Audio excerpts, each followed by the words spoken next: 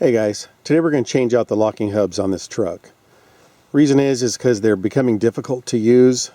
They're kind of worn out and they no longer say lock or free on there. You don't know what position they're in, which could be problematic.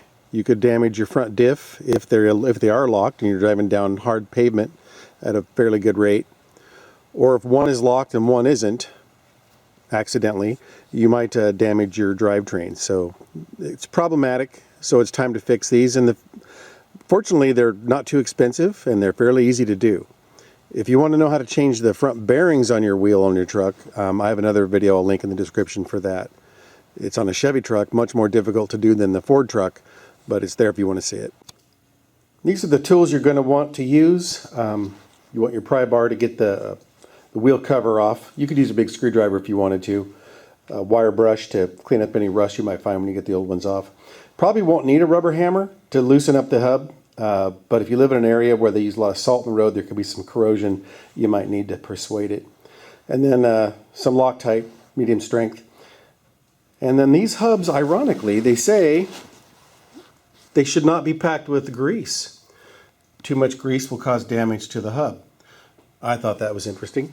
They come with these lock rings and then these spring rings, 2 each, and they come with these Allen bolts and Allen wrench. So let's get to tearing it down.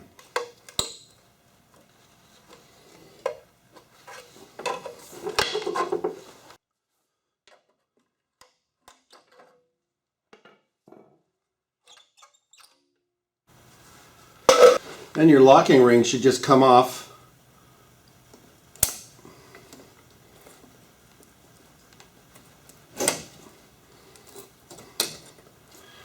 like that, and that should be the only thing holding that in.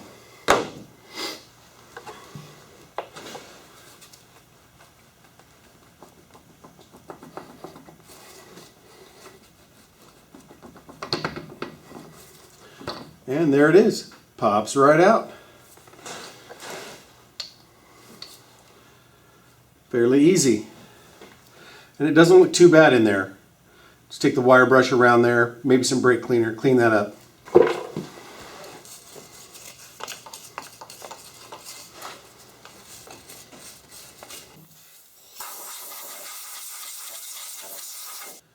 The new one comes with 2 Allen bolts in there already, so you loosen those up and you remove this from the cam, insert the cam, and then we install that.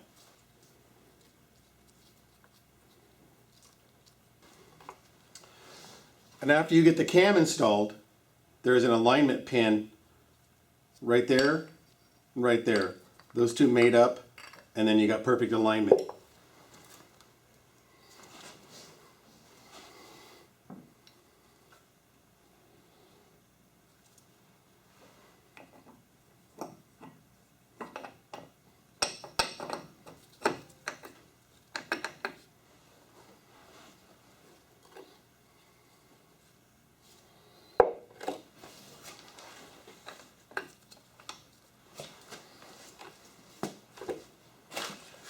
Now this is when you have to install your lock ring.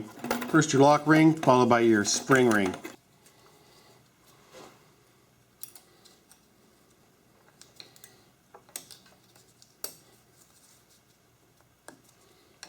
And just make sure it's got a good seat.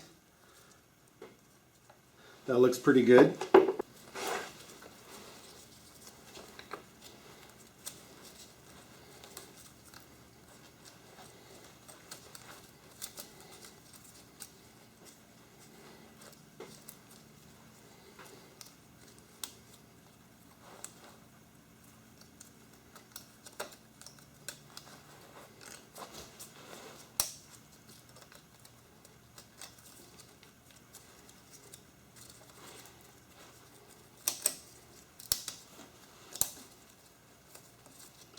And give that one final inspection right there. That should do it. There's the alignment pin. Here's the alignment pin right here.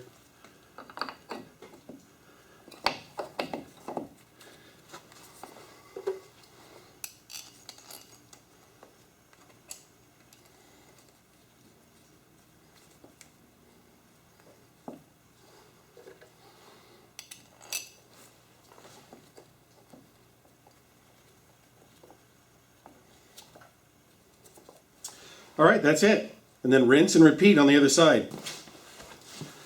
I went with mile marker. No real reason other than it got really good reviews on ease of installation and ease of use. And the price point was good. And I haven't heard any bad reviews about them at all. So I thought I'd give them a try. And I'm pretty sure it's going to work out fine. Like when you tighten down everything, you always want to do a crisscross pattern.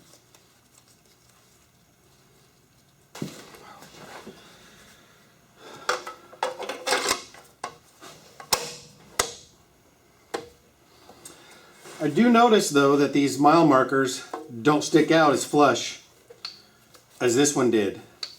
So I might end up getting a new cover.